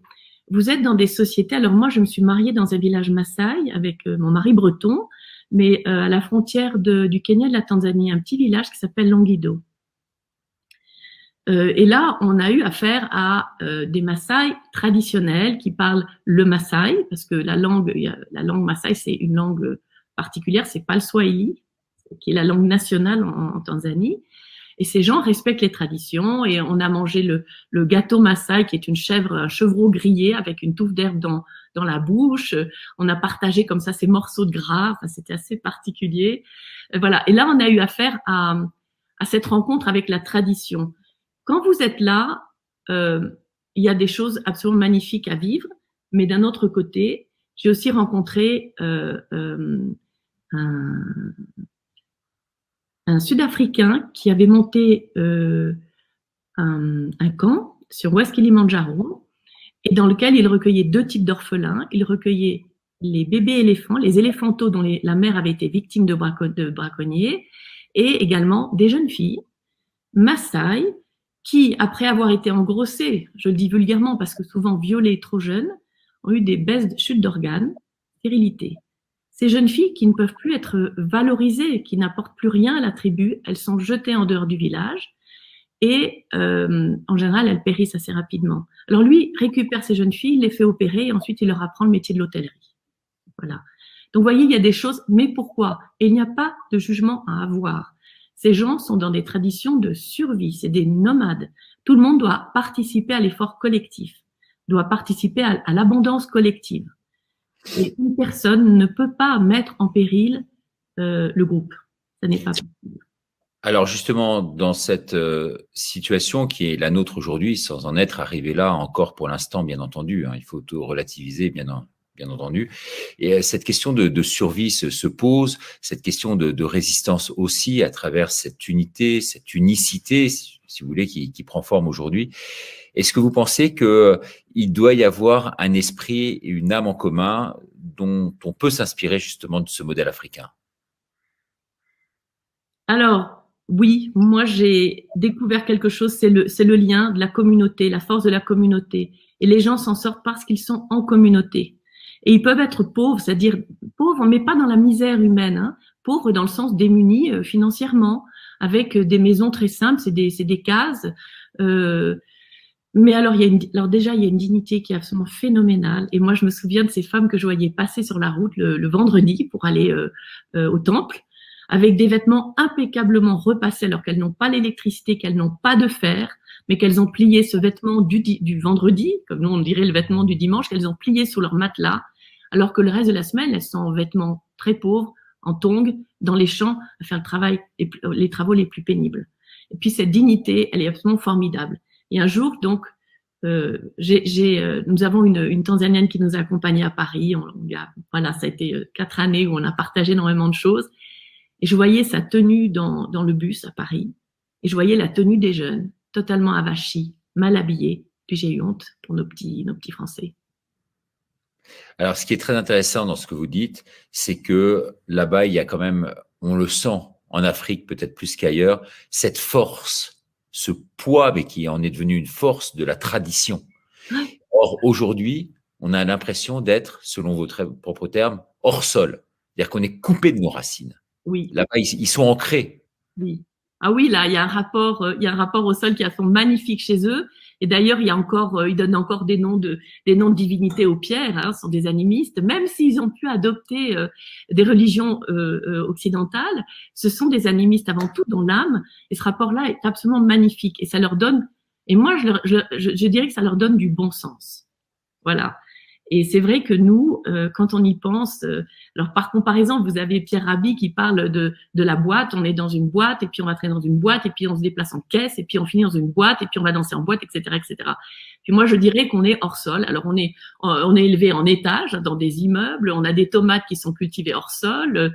On a maintenant on va avoir de la viande en laboratoire, donc c'est encore hors sol, etc., etc. Et c'est terrible. Et puis l'art. Alors pour moi, l'art, l'abstraction. J'ai compris la démarche de l'abstraction, par exemple, au départ, avec Kandinsky, ses recherches d'un langage universel. Mais le seul langage universel, c'est celui de l'émotion. Et l'émotion, évidemment, une couleur nous fait de l'émotion, c'est pour ça qu'on a tous nos couleurs favorites. Néanmoins, dans le langage universel pictural, il y a également la figuration ou la forme qui ne représente pas un être ou une chose, d'accord? C'est-à-dire, on sort de la figuration parce que la figuration est porteuse de symboles. Et le symbole, selon, par exemple, si on prend un chien, il n'a pas la même valeur chez les Celtes que chez les musulmans, que chez les Péruviens. Donc, pardon? Que chez les Chinois qui les mangent. Et que chez les Chinois qui les mangent, par exemple. Donc, c'est compliqué d'avoir un langage universel. Alors, donc ces artistes y sont essayés par le biais de l'abstraction, mais de là, on a divergé vers l'abstraction, le conceptuel, le n'importe quoi, et surtout la culture du moche, la culture du sordide, la culture du laid, la culture du noir, la culture du sombre. Et ça, moi, je ne peux pas. C'est contraire à mon concept du réenchantement. C'est-à-dire que là encore, on est hors sol, on est déconnecté de la réalité. Alors, ce concept de réenchantement, on peut le décliner à travers 5 mots peut-être qui sont les vôtres aujourd'hui? Oui. Alors, pour moi, le réenchantement s'articule autour de 5 valeurs piliers qui sont, bien entendu, l'amour, la créativité, la nature, la féminité et le raffinement. Et si vous voulez… Alors, on peut décliner peut-être l'amour. Oui. Alors, tout d'abord, une petite anecdote, c'est que, vous savez, on dit toujours qu'on apprend les choses quand on prend une claque. Ben, c'est ce qui m'est arrivé à l'âge de 15 ans. Moi, j'ai une éducation catholique. À l'âge de 15 ans, le prêtre, qui était un missionnaire jésuite et très autoritaire, nous expliquait les choses, mais sans nous regarder, et je ne comprenais mais strictement rien à ce qu'il nous racontait. Et alors, je dis, mais je comprends pas, c'est quoi Dieu? C'est un petit bonhomme assis sur un nuage avec une grande barbe. Je me suis pris la gifle de ma vie. Et je n'ai jamais eu la réponse. Si bien que j'ai toute ma vie cherché, enfin longtemps j'ai cherché, et puis finalement, en reprenant les textes qui étaient ceux de ma religion, mais qui auraient pu être d'autres, je découvre 2 choses. Je découvre qu'on dit Dieu est le créateur, et Dieu est amour. On parle aussi de volonté. Je me dis, si on a la volonté de créer par amour, alors nous sommes, et puis l'homme est à l'image de Dieu. Donc nous sommes à l'image de Dieu. Et à partir de là, ça a donné du sens à tout ce que je faisais, à tout ce que je pensais, à ma façon à faire. Ça m'a donné un guide aussi, un fil rouge pour faire des choix dans la vie. Je me dis, est-ce que je fais les choses par l'amour inspiré, donc la création inspirée par l'amour. Et surtout, je comprends que, et ça, je pense que le contraire de la peur, ce n'est pas la sécurité, contrairement à ce qu'on nous dit. Le contraire de la peur, c'est l'amour. Quand vous êtes… Le contraire de la peur, c'est l'amour. Ça, c'est très impactant dans ce que vous dites par rapport au contexte d'aujourd'hui, où justement, on essaye de nous séparer, de créer des barrières, de faire en sorte qu'on s'éloigne les uns des autres dans un contexte de peur. Absolument. Donc, pour vous, l'antidote finalement à cela, c'est justement de démultiplier cet amour entre nous. Et c'est la raison pour laquelle on le voit dans les cortèges. Hein. Les gens s'embrassent, se serrent les mains. Dans ce mouvement de résistance en commun, il y a beaucoup d'amour, beaucoup de… Les gens qui ont compris. Les gens ont compris, la peur nous sépare. Et l'idée des gens qui sèment cette peur, c'est de nous séparer, diviser pour mieux régner. Et la seule solution pour contrer ça, enfin une des solutions à mon avis essentielles, hein, c'est l'amour, c'est cette capacité. Donc, je propose vous êtes dans la peur, ok, calmez votre émotion, essayez de vous reconnecter et puis essayez de créer une autre réalité par rapport à l'autre. Vous êtes agressé, une autre réalité par rapport à l'autre. Donc, ancrer une intention d'amour, une intention positive, une intention créative. Et vous allez voir qu'il va y avoir d'autres options que celle de l'agression ou que celle de la fuite. La peur vous empêche de réfléchir. La peur vous empêche de réfléchir. Par conséquent, quand on ne réfléchit pas, on ne peut pas créer. Alors, vous avez expérimenté, vous, cette peur, j'imagine, justement, en Afrique. On va revenir un court instant avant de décliner les 3 autres points, valeurs qui sont les vôtres. Mais cette peur, vous l'avez eue, vous, dans ces milieux si hostiles, en tous les cas d'apparence, dans un contexte, je veux dire, si particulier, avec toutes ces bêtes sauvages qui vous entouraient. que vous avez pu peindre, puisque c'est votre métier, artiste animalier, ces réserves animales en Tanzanie. Vous faites rire. Est-ce que vous avez eu peur sur place? Est-ce que vous avez eu peur sur place? Une chose, quand je suis partie, j'ai eu peur. J'avais 2 valises. À droite, j'avais une valise utilitaire et à gauche, j'avais une valise de médicaments. Je l'ai jamais utilisée. Nous avons subi 2 tentatives d'assassinat, mais je ne sais pas comment dire, ça faisait partie des choses. Nous avons été confrontés à des pénuries d'eau, à de la nourriture. On a appris qu'il y avait de la maladie de la langue bleue dans la vallée du Rift, nous ne pouvions plus acheter le bœuf. Qu'est-ce que j'ai fait? J'ai monté une ferme de poulets, et puis après, j'ai eu des lapins, et puis on faisait attention, et puis on faisait bouillir la viande quand, bien sûr, elle était pas malade, etc. Et en fait, non, on est à un moment, ça devient normal de vivre comme ça. Et on est et puis j'avais des enfants, donc la mère, qu'est-ce qu'elle fait? Elle met ses peurs de côté parce qu'elle doit trouver des solutions. Et quand vous êtes dans la solution, dans le pragmatisme, mais vous avez la joie au cœur, vous avez l'enthousiasme. Et puis tous les jours, c'est un jour qui se renouvelle, et il faut trouver des solutions. Mais je vous jure, mais des solutions pour les petites choses du quotidien. C'est compliqué, c'est une multitude de choses. Donc non, la peur, je l'ai eue avant de partir. Mais en arrivant, elle est très vite tombée. Et puis franchement, moi, j'ai vraiment rencontré des gens formidables là-bas. Les gens de ma ferme, je les ai adorés. Et puis j'ai eu un contremaître, Joseph, qui a été formidable. Il n'aurait pas été là, je pense pas que j'aurais pu me débrouiller. Je n'y connaissais strictement rien en plantation de caféiers. Et il m'a aidé à débrouiller énormément de choses un peu tortueuses. Et puis, comme dans ce pays, comme chez nous, il y a de la corruption, il y a des gens qui trichent, il y a des gens qui volent, il y a des gens qui mentent. Voilà. Et puis, il y a des gens qui vous en veulent, et puis il y a des gens qui sont pas d'accord, puis il y a des gens qui sont jaloux. Et puis, c'est compliqué quand vous êtes dans un pays que vous ne connaissez pas, parce qu'au départ, comme je le disais, autant pour eux que pour nous, c'est difficile de se déchiffrer mutuellement, parce que nous ne possédons pas les mêmes codes.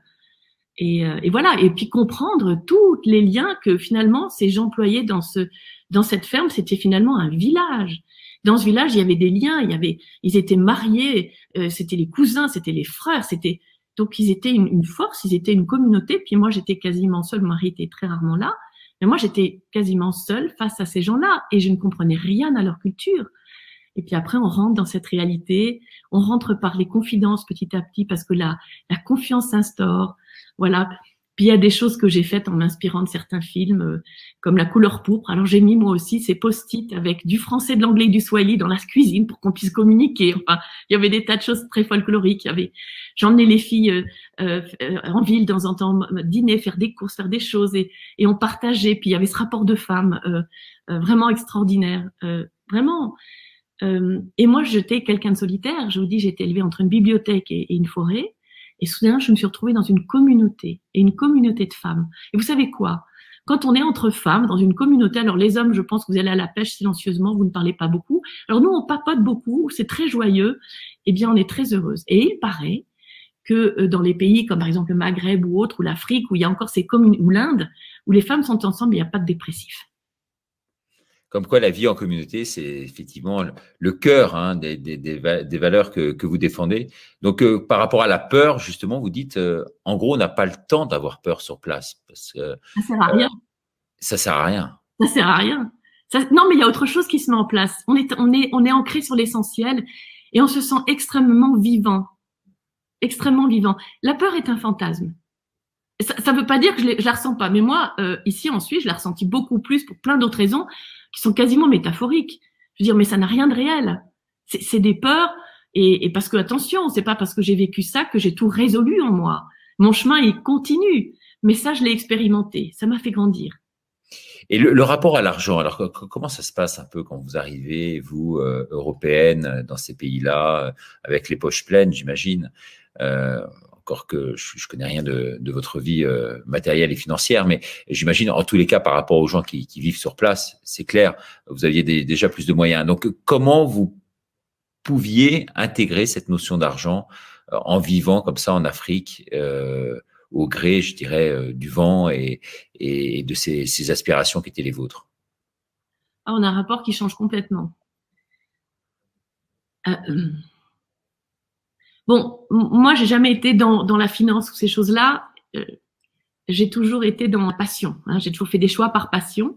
Puis l'argent vient, puis parfois il y en a pas, puis parfois il y en a. Bon, après, c'est la gestion au quotidien.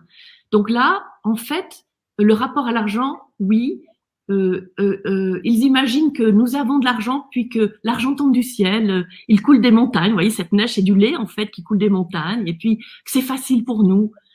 Alors qu'en fait, ça n'est pas facile.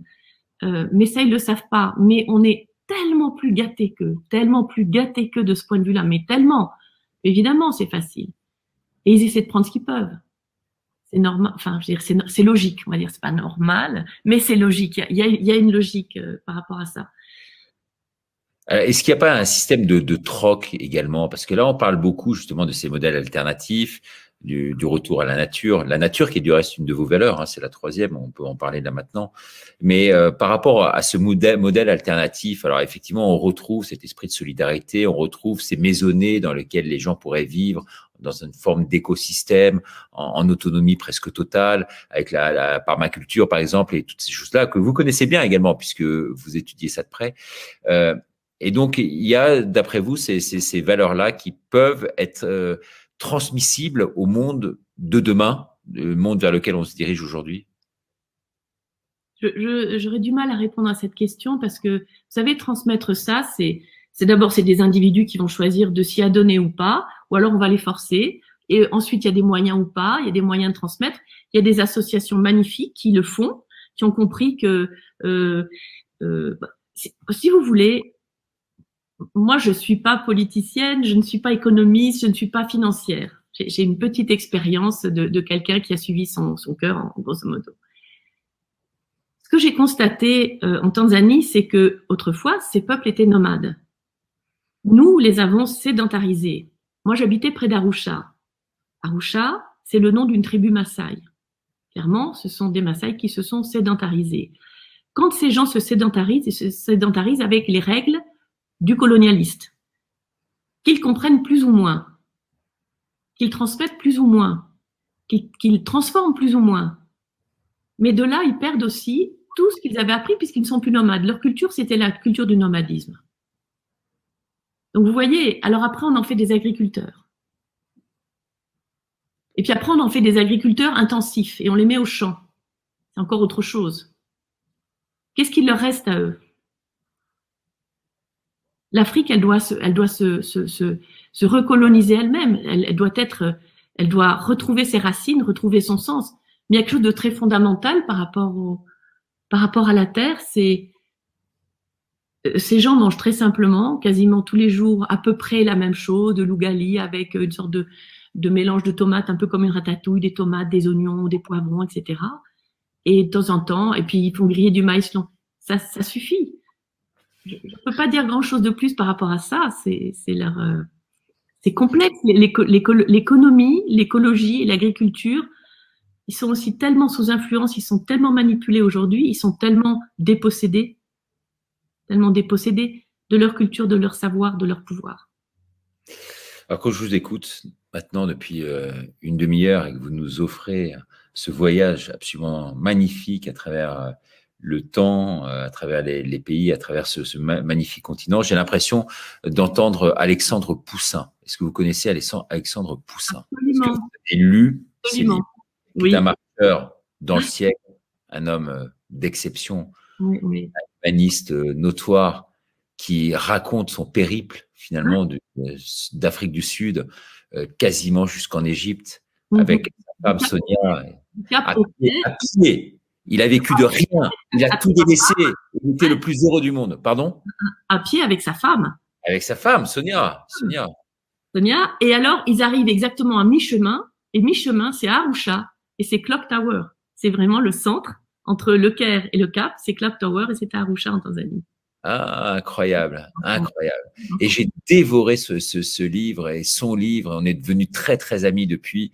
Et ce type est vraiment merveilleux. Et effectivement, on voit à travers ce livre et à travers tout ce que vous nous dites, Olivia, depuis le début de cette émission, le tourment des émotions, justement. C'est ça qui est beau. C'est un brassage quasi enivrant, quoi. C'est fantastique. Et vous aspirez, vous, à y retourner sur place? Alors oui, mais je devais partir en novembre et puis ça s'est pas fait. parce qu'on a eu un décès dans la famille. Et je vous assure, pas lié au Covid, puisque cette personne qui était très âgée a été parfaitement soignée. Elle n'a pas eu besoin de se faire mettre sous respirateur. Elle a été soignée en amont. Donc voilà, c'est très bien remise de ça. Elle est morte 8 mois après d'autres choses. Voilà, bon, c'était quelqu'un de très fatigué. Voilà, donc on a remis notre voyage. Mais c'était prévu. Je suis retournée à Zanzibar aussi, mais pour moi c'est pas l'Afrique que j'ai connue. Et évidemment j'espérais retourner dans ma ferme. J'espérais retrouver cette communauté avec qui j'ai vécu quotidiennement et intensément des choses joyeuses et des choses graves, et parce que la vie c'est comme ça. Et qu'on soit en Afrique, je crois que c'est bien le mythe, mais après il y a la réalité, et la réalité c'est qu'on est tous des humains et qu'on a tous nos soucis, et on fait ce qu'on peut avec ce qu'on est au moment où nous sommes, et au niveau de notre conscience aussi à chaque jour. Voilà. Alors, parmi les 2 dernières valeurs, on peut les décliner quand même, je pense que c'est très important. Vous parlez de la féminité et du raffinement. Est-ce que vous pouvez nous en parler un court instant? Oui, absolument, avec grand plaisir. Alors, la féminité, qui n'est pas le féminisme, et je remercie toutes les femmes, et même moi un petit peu, qui ont fait le boulot, parce que sinon je serais pas là. Donc, merci. Mais la féminité, c'est ce rapport à la nature de la maternité. Certains l'appellent Gaïa, c'est le côté mère, c'est le côté protecteur, c'est la sensibilité féminine que l'on trouve également chez les hommes. Donc elle n'est pas du tout, elle ostracise pas du tout le genre humain. Voilà, le genre masculin, je veux dire. La sensibilité, la féminité, c'est la rondeur, l'accueil, la protection, la naissance, la vie, le soin, l'attention. C'est si, par exemple, en art, la dernière grande période dans laquelle la féminité s'incarnait, c'était l'art nouveau. Hein, on voit avec toutes ces plantes, la nature est extrêmement présente. Et après, on passe à l'art déco, que j'adore, mais là, tout d'un coup, la courbe disparaît au profit de l'angle, de la ligne droite. Et là, on commence à arriver dans la machine. L'homme-machine, l'homme qui pense machine. Et de nouveau, on arrive dans le hors-sol. Vous voyez comment ça s'incarne aussi dans l'art, cette progression. Et ça, l'art nouveau, c'était 1920. Effectivement. Alors, ça, c'était les 2 dernières valeurs. Peut-être. Oui. Oui.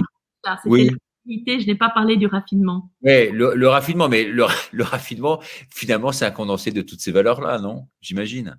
C'est un tout petit peu, c'est autre chose, parce qu'on me dit oui, mais c'est un truc élitiste, Olivia. Non, pas du tout. Je suis membre d'une association que j'adore, qui s'appelle Aqua Verde, qui a été montée par un Suisse qui s'appelle Thomas Pizer, et depuis 20 ans, il travaille avec les Indiens d'Amazonie. Puis quand j'ai fait une exposition en 2018 dans la région, ici à Vevey, sur l'Amazonie, avec des grandes toiles, on en voit d'ailleurs derrière, quelques-unes encore, des grandes toiles, je lui ai proposé de venir, et puis il m'a dit, mais je viens, je fais des conférences, et je vais venir avec 2 chamans, 2 chefs de tribus, les Surui, Pater, et puis les Ashaninka. Et voilà, et ils ont parlé de l'Amazonie, des problèmes, des solutions, de ce qu'ils vivaient, de ce qu'ils apportaient, etc. Et ils sont arrivés avec des colliers, avec des perles de la forêt. Ils sont arrivés avec des coiffes de plumes. Et ça, ils font ça depuis des générations. On n'a pas besoin d'argent pour ça. Et c'était d'un raffinement. Vous voyez? Le raffinement n'est pas dans l'argent ni dans le côté élitiste des choses. Non. Écoutez, cette culture du bling bling, Dolce Gabbana, excusez-moi pour ne pas les citer, c'est du bling bling, ça n'est pas du raffinement. Vous voyez ce que je veux dire? Le raffinement n'est pas une question d'argent. C'est une attitude et c'est une conscience qui s'incarne dans la matière, qui s'incarne dans nos actes et qui s'incarne dans les choses que nous créons. Voilà. C'est ça le raffinement. En tout cas, ce que je peux vous dire, c'est que vous avez, vous, un raffinement intellectuel certain. C'est moins compliqué. En tout cas, on a passé vraiment un moment exceptionnel avec vous. Peut-être quand même, puisque c'est aussi l'objet et la préoccupation de tous ces gens qui nous regardent là, à l'heure actuelle, on a besoin de savoir, avec la profondeur et cette sensibilité qui est la vôtre, comment vous percevez la crise d'aujourd'hui en résumé? Si vous aviez 2-3 choses à retenir, votre analyse là, très aiguë des choses par rapport à ce qui se passe et la Covid. On subit un mensonge énorme, une persécution des masses, des peuples, mais une persécution, c'est d'un sadisme fou. Et personnellement, moi, j'ai ressenti beaucoup de tristesse. Et je suis extrêmement triste de ceux qui ne comprennent pas. Et puis, en fait, j'ai monté un petit groupe pour qu'on se retrouve. Ça a commencé par avec mes voisines, 2-3 choses comme ça qui n'étaient pas tout à fait autorisées. Mais pourquoi? Parce que j'ai compris qu'il y avait un isolement, il y avait une solitude et il y avait une détresse humaine. Et je crois que la première des choses, comme je le disais, c'est que quand on est en communauté, on déprime pas, on est en bonne santé, on rit et c'est formidable et on sort les choses. C'est très important. Donc surtout le groupe, la communauté, c'est très très important. Alors moi, je pense que la solution, elle est là. Actuellement, on veut nous séparer. On veut monter les non-vaccinés contre les vaccinés. Je crois qu'il faut se souvenir que à la base, le danger, c'était un virus et que surtout on l'a monté en épingle. Et que c'est de ça dont nous devons avoir peur et nous méfier. D'ailleurs, pas avoir peur, mais nous méfier. La peur n'est pas constructive, mais nous méfier pour trouver des solutions. C'est des gens qui alimentent cette peur. Et nous devons être dans l'amour, donc on doit se retrouver et nous ne devons pas être les vaccinés et les non-vaccinés les uns contre les autres. Et c'est ce qu'ils essaient de faire. Et là, je dis une chose. Posez les émotions, vous savez, remettez un petit peu de floculant naturel pour attraper les turpitudes qui sont dans votre esprit, laissez-les tomber au fond, voyez l'eau claire, et laissez l'amour monter. Et puis ça va beaucoup vous aider. Essayez de sourire à l'intérieur, quand vous êtes en colère, quand vous avez peur, quand voilà.